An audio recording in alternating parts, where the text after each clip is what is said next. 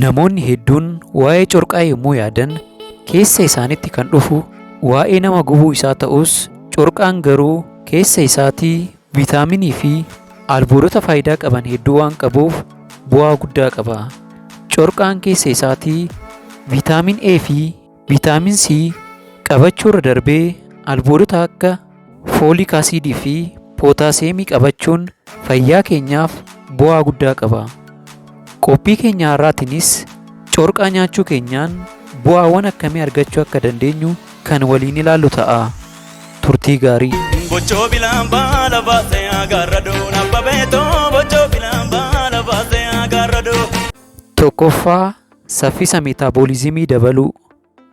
Corqaan keessa isaatii keemikaala meetaaboolizimiin akka saffisu godhu waan qabuuf guyyaa guyyaadhaan yoo nyaanne saffisni naanna'aa nyaata qaama keenyaa akka dabalu godha. Itti dabaluunis ho'ina qaama keenyaa waan dabaluuf meetaaboolizimii keenya ol kaasuudhaaf ni fayyada. Sababa kanaanis kaalooriin qaama keenyaa gubachuu qaban guyyaa guyyaadhaan akka ol ka'an ni gargaara. Lammaffaa dhiibbaa dhiigaa to'achuuf. Addunyaa keenya irratti namoonni umuriin isaanii 25 ol ta'e parsantiin 40 dhiibbaa dhiigaatiin rakkachaa jiru. Sababa kanaanis dhukkubni kun addunyaa keenyaaf sodaachisaa ta'eera. Haa ta'u malee dhukkuba kana corqaa nyaachuudhaan ofirraa ittisuun akka danda'amu ragaan ni mul'isa. Corqaan keessa isaatii pootaasiyeemii waan qabuuf parsantii 17 dhukkuba kana ofirraa ittisuuf ni fayyada. Sadaffaa dhukkuba kaansarii ittisuuf. Dhukkubni kaansarii qaama keenya keessatti seelota addaa ta'anii fi to'annaadhaaf hin danda'amne uumuudhaan dhukkuba du'aaf nama saaxiluudha. Saayintistoonni akka ibsanittis dhukkuba kana xiqqoos ta'u ofirraa ittisuuf corqaa guyyaa guyyaadhaan nyaachuun bu'aa guddaa argamsiisa. Corqaan seelota uumamaan ala qaama keenya keessatti dhalatan to'achuudhaa fi ajjeesuudhaaf waan barbaachisaniif guyyaadhaan soorachuun barbaachisaadha. Afraffaa qulqullina ijaaf.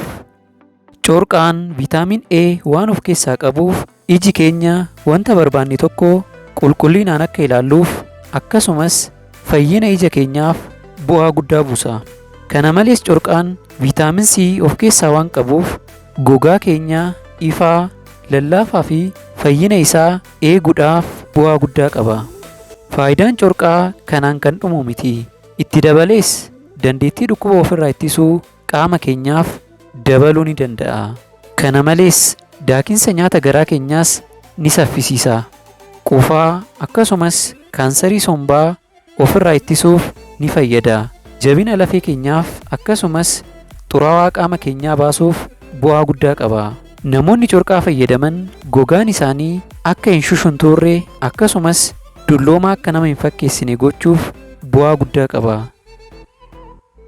Faayidaawwan corqaa kun hundi laaboraatoorii keessatti bineensotaa fi namoota irratti yaalii godhameen kan argaman yommuu ta'an, akkuma corqaan bu'aawwan guddaa qabu akkasumas miidhaawwan garaagaraa nurraan geessisuu ni danda'a. Qorannaan miidhaa corqaa irratti godhaman hanga har'aatti dhuma argatanii waan hin goolabamneef ragaan dhugaa ta'e yommuu bahu qophii keenya biraatiin kan isiniif dhiyeessinu ta'uu isaa ibsaa qophii keenya har'aa asumarratti goolabna. Nagaatti.